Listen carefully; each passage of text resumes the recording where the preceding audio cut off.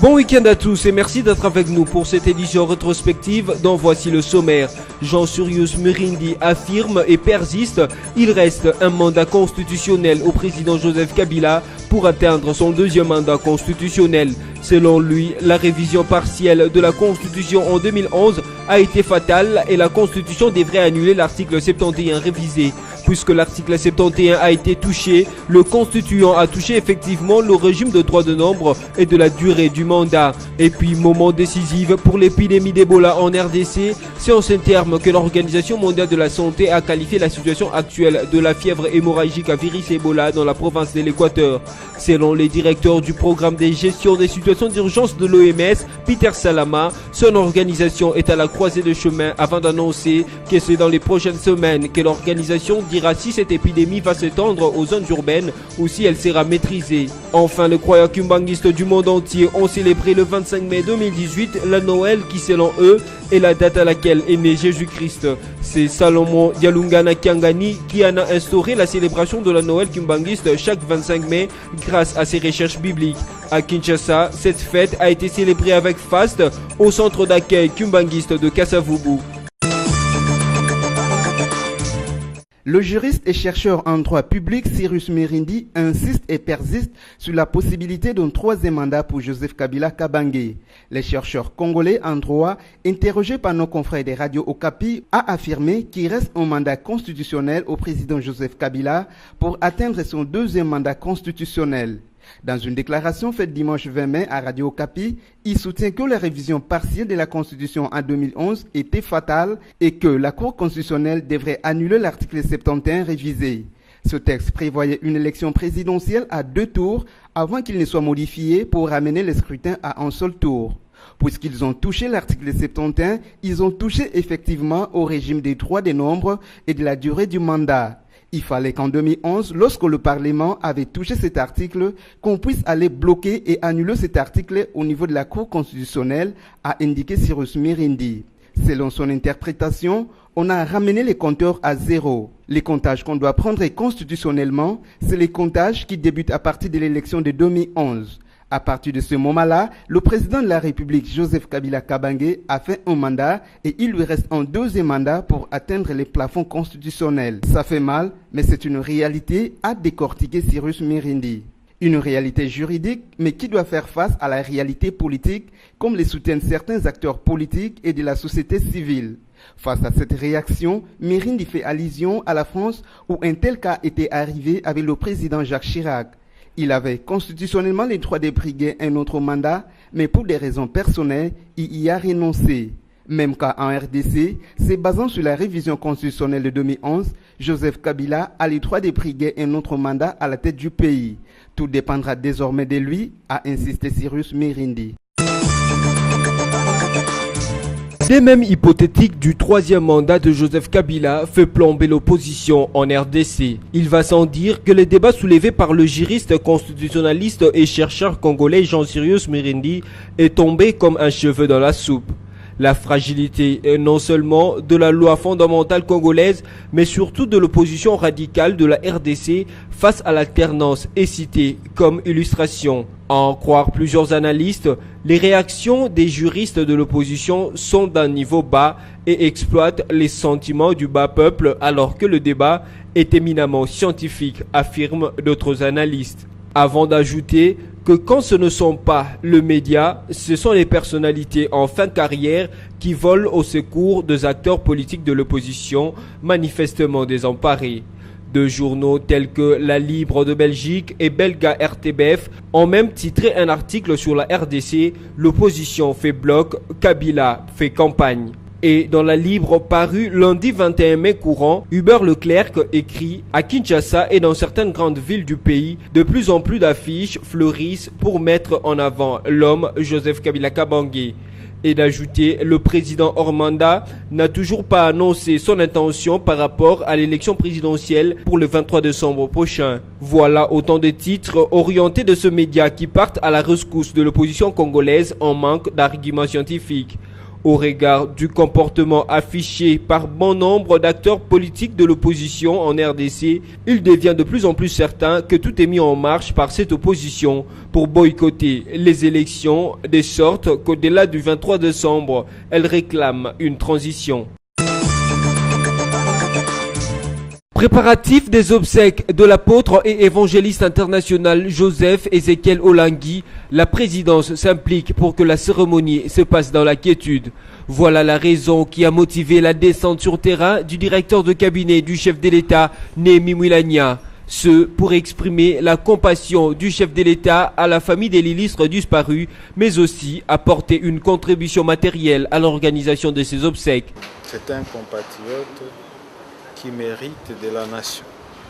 Il mérite l'honneur, il mérite que sa mémoire soit honorée.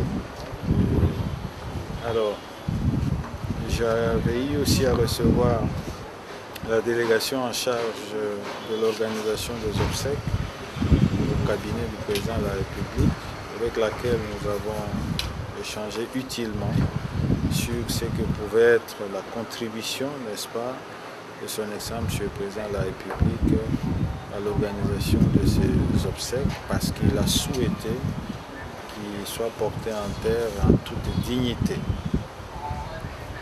Et aujourd'hui, ma présence ici, c'était pour venir concrétiser cette compassion qu'il a exprimée à travers ses communiqués, la concrétiser en la portant de vive voix à sa veuve. L'on se souviendra que lorsque Joseph Kabila, chef de l'État, avait appris la nouvelle annonçant le décès de Papa Olangui, il avait instruit le gouvernement à organiser les obsèques en collaboration avec la famille du défunt. Ce, après avoir s'être dit à travers un communiqué être affecté par cette disparition. Nous sommes touchés par cette visite.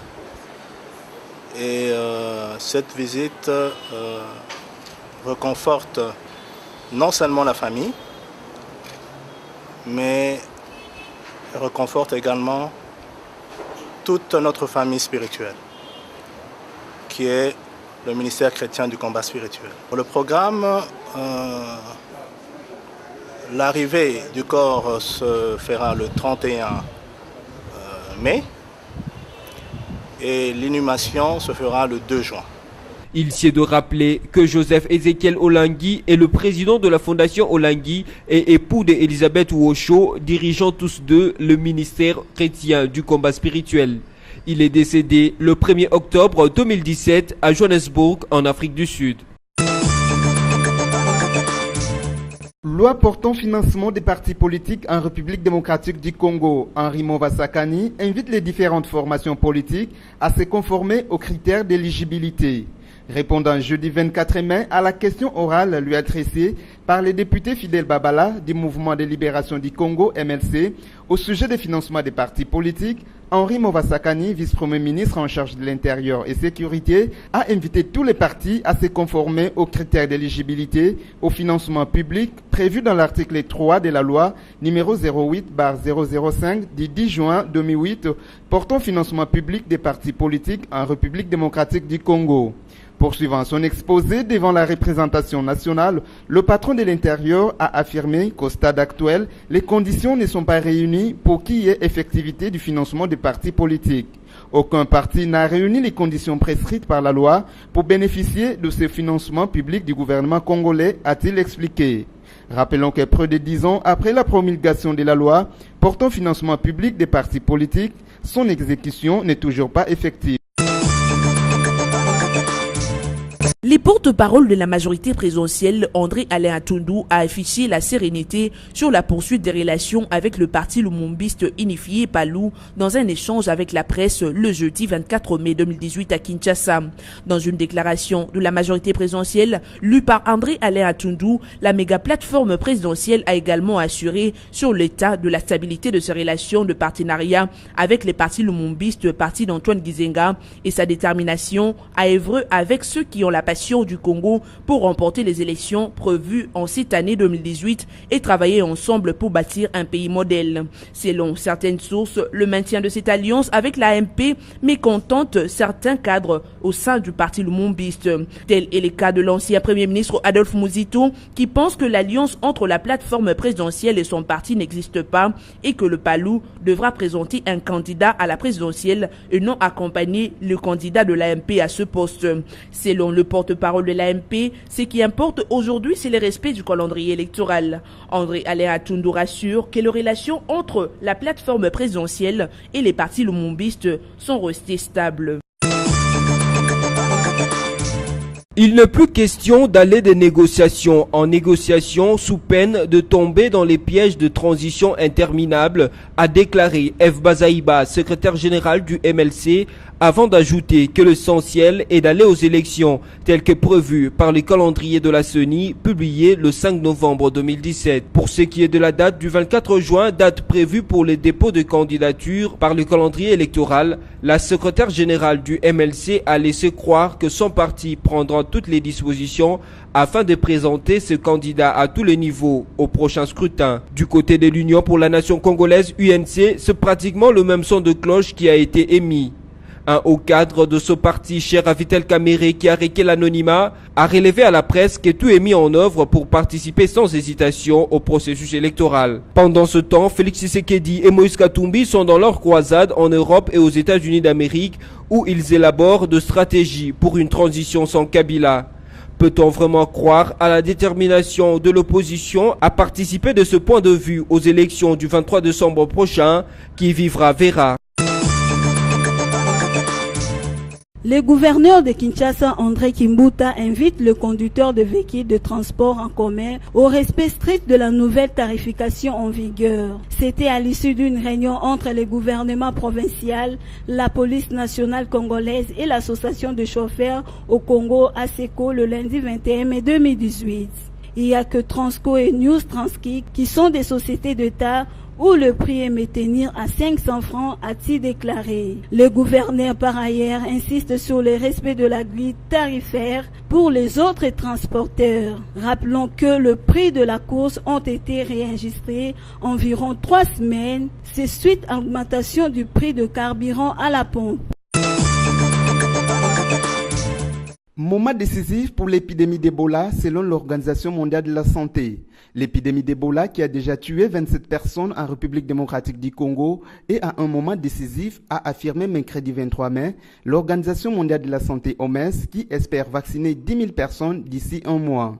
Nous sommes à la croisée des chemins à un moment décisif. Les prochaines semaines nous dirons vraiment si cette épidémie va s'étendre aux zones urbaines ou si nous allons être en mesure de la maîtriser, a déclaré le directeur du programme de gestion des situations d'urgence de l'OMS, Peter Salama, lors d'une séance spéciale de l'OMS à Genève. Interrogé par l'agence France Presse, Salama a expliqué qu'il était trop tôt pour dire dans quelle direction l'épidémie va aller. Nous saurons si elle s'étend, s'il y a des cas additionnels dans les grands centres urbains ou s'il y a des cas dans les pays voisins, a-t-il expliqué. Il a également expliqué que la campagne de vaccination qui cible les personnels de santé ainsi que les contacts et contacts des malades suit son cours. Ce vaccin ne doit toutefois pas être considéré comme la solution miracle, mais comme une partie de la réponse, a souligné Salama, appelant à un suivi minutieux des patients et de leurs contacts. Il a rappelé que les personnes ayant guéri sont toutefois susceptibles de transmettre les virus par voie sexuelle sur une période allant de plusieurs mois à plusieurs années. Vendredi dernier, l'OMS a décidé que cette épidémie ne constituait pas actuellement une urgence de santé publique de portée internationale. Une qualification qui permettrait avant tout à l'agence de l'ONU d'avoir plus d'efforts sur le plan juridique, ce pour empêcher des pays d'imposer des restrictions au voyage ou au commerce. Des mesures qui peuvent s'avérer contre-productives, a révélé Salama. La réponse à cette grave épidémie a pris un bon départ, mais il y a encore un long chemin à parcourir pour en voir la fin, a-t-il conclu. L'épidémie d'Ebola a été déclarée le 8 mai à Bikoro, à 100 km de Mbandaka et 600 km de Kinshasa, à la frontière avec le Congo-Brazzaville. Le nombre de morts s'élève déjà à 27 morts sur 58 cas, dont 28 confirmés, selon un dernier bilan de l'OMS publié mercredi 23 mai 2018. La Banque centrale du Congo promet de disponibiliser le coupure de 50, 100 et 200 francs congolais, ce pour la prise en compte de prix du transport maintenu à 650 francs congolais. Cette résolution ressort de la réunion du mardi 22 mai 2018 entre le ministre de l'économie nationale, la Banque centrale et des responsables de transport public et en commun. Sur les artères de Kinshasa, le commerce de petites coupures se porte bien, avec un billet de 1000 francs où le conducteur achetait à 900 francs congolais des petites coupures. Après la récente hausse du prix du transport, les changeurs de petites coupures avaient revu à la hausse leur offre. Ils se sont mis à donner aux conducteurs 800 francs congolais au lieu de 900 en échange d'un billet de 1000 francs. Ce qui a été à la base de malentendus entre le conducteur et les passagers, car personne ne voulait laisser à l'autre son argent quand il s'est posé un problème d'échange. Les petites coupures seront disponibles dans les différentes banques commerciales et dans les guichets uniques. Elles aideront le conducteur à rendre la différence plus facilement à leurs passagers. Par ailleurs, le gouverneur de la ville de Kinshasa, André Kimbuta Yango, a insisté sur le respect de la tarification fixée récemment par l'hôtel de ville. C'est dans une parade spéciale que l'état-major de commandement de la police nationale congolaise de la ville de Bunia dans la province de l'Ituri a accueilli sous de forts décibels de la fanfare le commissaire provincial de l'Ituri, le général Henri Kapend. Après avoir passé les troupes en revue, le général Henri Kapend a annoncé la bonne nouvelle qui justifie sa présence. Cette dernière est celle de la remise aux agents de l'ordre de vivres que le commandant suprême des FARDC et de la police nationale congolaise, Joseph Kabila Kabange, a mis à la disposition des policiers ainsi que de militaires. Ce à titre symbolique qu'une grosse vache et bien d'autres vivres ont été présentés.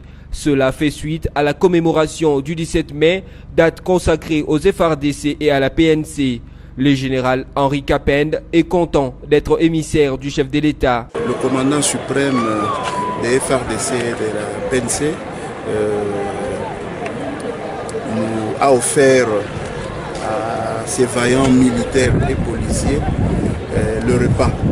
Et c'est pourquoi il fallait annoncer à tous les policiers et avec nos amis FARDC que nous travaillons avec eux, qui a le don du président de la République pour fêter la fête du 17 mai, comme c'est une journée de l'armée. Dans son adresse à ce troupe, le général Kapend a insisté sur le fait que la police est apolitique, surtout en cette période préélectorale. Je suis, comme mon métier, c'est le maintien d'ordre public. Et ici, il y a l'autorité, il y a l'autorité urbaine, il y a l'autorité provinciale. L'autorisation, ça s'est fait chez le maire de la ville. Et c'est là peut-être 48 heures ou 72 heures bien. Parce que moi, je ne fais pas de meetings, je ne suis pas politicien. Et c'est le maire de la ville qui donne l'autorisation. Toute activité, même les églises de prière que vous voyez, ils écrivent pour demander l'autorisation et le maire de la ville leur répond favorablement ou défavorablement. Mais quand il n'y a pas de réponse et que le maire de la ville ne veut pas que dans sa ville qu'il y ait telle activité, je crois que la police pourra faire son travail. La police nationale congolaise de l'Ituri est déterminée à mener à bien sa mission en appliquant fermement la législation de la République qui la régit, surtout dans des zones à conflit. Le secrétaire général aux actions humanitaires Laurent Thiello a tenu une réunion le lundi 21 mai 2018 avec les jeunes dans la salle de réunion de l'hôtel provincial à Bunia dans la province de l'Ituri. Ce, dans le but de consolider la paix retrouvée pour une cohabitation des communautés dans les milieux d'origine de déplacés au lendemain de retour volontaire à Djougou. Car cela est une question d'intérêt national. Nous venons de terminer la réunion avec les jeunes et les chefs de groupement et les chefs de chefferie. Les jeunes Lendou et les jeunes Ema. Ce sont ces derniers qui se trouvent être artisans de la paix et c'est ceux qui détiennent effectivement la clé de cette paix-là.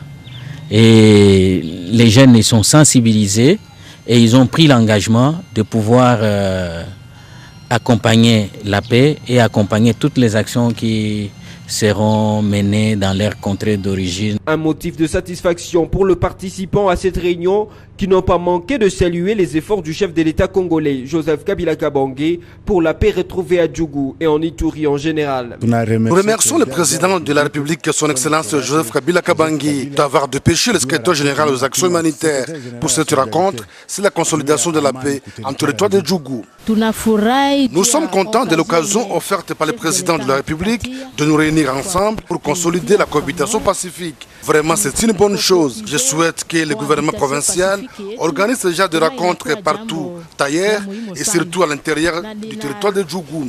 À ce jour, le retour des déplacés est une réalité et la cohabitation pacifique. Notez que cette réunion d'évaluation est une première du genre et qu'elle a connu aussi la participation des autorités provinciales, d'un délégué du HCR ainsi que de notables. Ce, depuis des opérations de retour volontaire des déplacés internes qui ont connu un succès. La ville de Bunia, chef-lieu de la province de l'Ituri, veut se donner une image d'une ville qui vit et qui se développe. Cette volonté est retracée dans celle routière où l'on enregistre encore de construction. Une route de 3 km 500 allant de l'aéroport de Bunia au centre-ville sera dans moins de 5 jours tout noir de la couche d'enrobé. Le constructeur et engin de construction de l'entreprise Ingegneria and Innovationi sont à pied d'œuvre. Après la couche de fondation et celle de base, il ne reste plus que quelques mètres pour finir le tronçon avec la couche de roulement. 7 jours sur 7, des fois même sous la canicule avec son soleil de plomb, les ingénieurs de cette entreprise veillent sur le moindre détail, ce sous l'œil vigilant de l'Office de voirie et traînage. Mario Prinoni, directeur technique des Ingegneria and Innovationi, dresse le tableau de tout le tronçon que son entreprise doit réhabiliter. Ce n'est qu'une des routes qui était prévue dans notre marché. Et il y a les autres qui sont l'avenue Sayo, l'avenue Ituri, l'avenue de l'hôpital et les boulevards qu'il faut compléter de deux côtés. À quelques centaines de mètres plus loin se cache une pure merveille. L'usine des concassages rivalise d'ardeur aux côtés de celle d'enrobé. L'électricité aidant, ce grosse machine à vomir vomissent le matériau nécessaire à la construction de cette route et de bien d'autres qui attendent cette ville de Bunia. Car l'IEI a déjà gagné ce marché grâce à un appel d'offres lancé pour ce faire. La ville de Bunia, tout comme la RDC en général d'ailleurs, est à l'heure de l'essor des constructions de ces infrastructures de base. À Busan, en Corée du Sud, où il prend part à la 53e réunion annuelle de la Banque africaine de développement BAD, Henri Yavmoulang, ministre congolais des Finances, vient d'obtenir l'engagement de cette institution d'accompagner le projet Grand Ingam. Au cours d'un tête-à-tête jeudi 24 mai avec le Dr Adesina, président de la BAD, celui-ci a assuré à l'argentier de la RDC l'engagement de son institution à accompagner la RDC dans la matérialisation de cet ambitieux projet dont le coût passe désormais de 12 à 15 milliards de dollars américains, ont indiqué le service de communication du ministère congolais des Finances. Le même source indique qu'au cours de leurs échanges, les deux personnalités ont passé en revue le portefeuille de projets financés par la BAD en RDC. Il a même été envisagé d'explorer voies et moyens de revoir à la hausse les financements de 10 projets. Cependant, évalué à 1,3 milliard de dollars américains, ce portefeuille s'étend sur 34 opérations, dont 24 projets nationaux et 10 projets régionaux. Ainsi, 75% du montant est affecté au secteur des infrastructures, notamment l'énergie et le transport, 13% à l'agriculture et 8% à la gouvernance ou aux finances publiques, affirme-t-on encore. Signalons également qu'à la fin de travaux, la capacité installée sera de 10 MW, une production énergétique qui servira aux besoins domestiques et qui va satisfaire aux besoins de l'industrie minière de la République démocratique du Congo. Des assises sur l'électricité en République démocratique du Congo. C'est ce lundi 21 mai 2018 que ces assises se sont ouvertes au Pullman Hotel à Kinshasa, et ce, sous le haut patronage du Premier ministre congolais qui vont soutenir ces assises jusqu'au 25 mai courant, soit durant 5 jours. Organisés avec le soutien de la Banque mondiale, ces travaux visent à définir les orientations du secteur de l'énergie électrique de la RDC, mais également les perspectives de son développement. Il s'agit également pour les participants d'identifier des solutions concrètes afin de relancer et de pérenniser la croissance du secteur de l'énergie électrique. Ces assises serviront aussi des plateformes pour identifier les opportunités d'investissement et mettre en relation des partenaires potentiels, a indiqué les comités d'organisation de ces assises de Kinshasa. L'on signale encore que ces travaux mettent en évidence la politique nationale en faveur du développement du secteur de l'énergie électrique. Ainsi, les thématiques des dites assises se focalisent sur l'évidence des redressements de la SNEL ainsi que sur les financements du secteur lors de la réunion interbailleurs. Prennent part aux travaux les principaux acteurs du secteur, les délégués des gouvernements congolais, les gouverneurs des provinces, les représentants des entreprises du secteur électrique, les investisseurs potentiels dans le secteur électrique, minier, pétrolier et des télécoms et tant d'autres.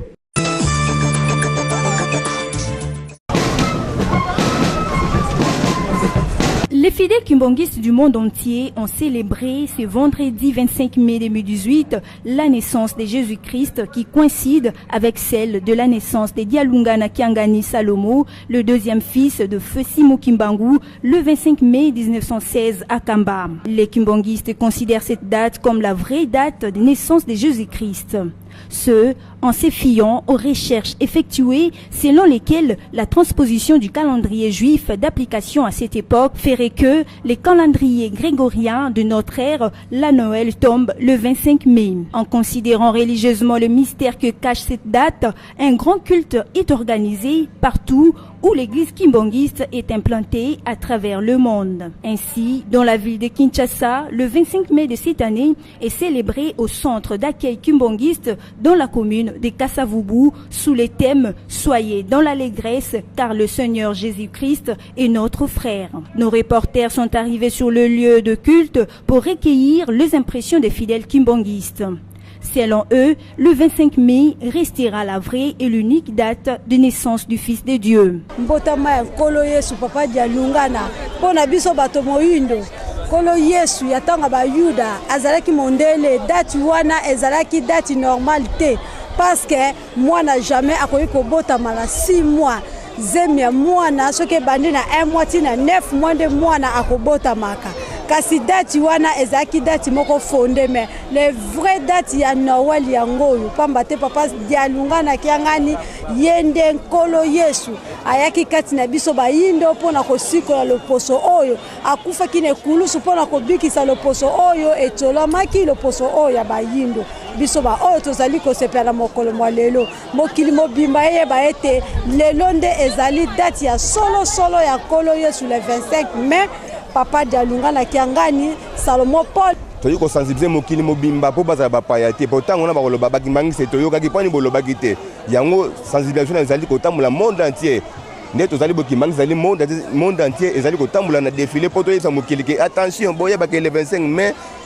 ezali mbotama ya Nkolo Yesu papa Dialungana Kiangani olinga alingi ayeba na mozindo aye tolakisi ba chapitre mikana nzambe akotanga ake ko développer et puis mutu po sosola po yeba fo azana na bunzambe soza na bunzambe te moye bezalite pamba te nzambe bino opesa eloko nanga na mutu ya ko saila ngo ezali ko la Nkolo Yesu bino kopesa eloko na bangulu te so opesa bangulu akusaka nango mo opesa na batu o ayebeke eloko na pesi akobatela ngo nde biso to kobatela likambo ya Nkolo Yesu pe tozoyebisa na mokili boyeba walingi ayeba pa soso yango pusana pembeni to tamu kana tanda nzambe okoyeba ya solo likambo oyo bangibangise basali be ba développer eza ya solo bia lukuta. Pour répandre la nouvelle sur cette date de nativité de Jésus-Christ, une marche de réjouissance et d'évangélisation en direction du lieu de culte a été organisée à travers les grandes artères de la ville de Kinshasa.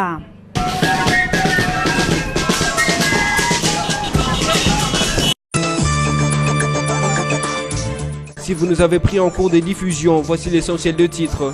Jean Surius Murindi affirme et persiste, il reste un mandat constitutionnel au président Joseph Kabila pour atteindre son deuxième mandat constitutionnel.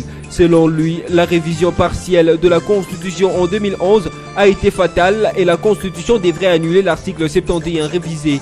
Puisque l'article 71 a été touché, le constituant a touché effectivement le régime de droit de nombre et de la durée du mandat. Et puis, moment décisif pour l'épidémie d'Ebola en RDC, c'est en ces termes que l'Organisation mondiale de la santé a qualifié la situation actuelle de la fièvre hémorragique à virus Ebola dans la province de l'Équateur. Selon les directeurs du programme de gestion des situations d'urgence de l'OMS, Peter Salama, son organisation est à la croisée de chemin avant d'annoncer que c'est dans les prochaines semaines que l'organisation dira si cette épidémie va s'étendre aux zones urbaines ou si elle sera maîtrisée. Enfin, les croyants kimbanguistes du monde entier ont célébré le 25 mai 2018 la Noël qui, selon eux, est la date à laquelle est né Jésus-Christ. C'est Salomon Dialungana Kiangani qui en a instauré la célébration de la Noël kimbanguiste chaque 25 mai grâce à ses recherches bibliques. À Kinshasa, cette fête a été célébrée avec faste au centre d'accueil kimbanguiste de Kasavubu. Ainsi s'achève cette édition rétrospective. Merci à vous de l'avoir suivi et bon week-end chez vous.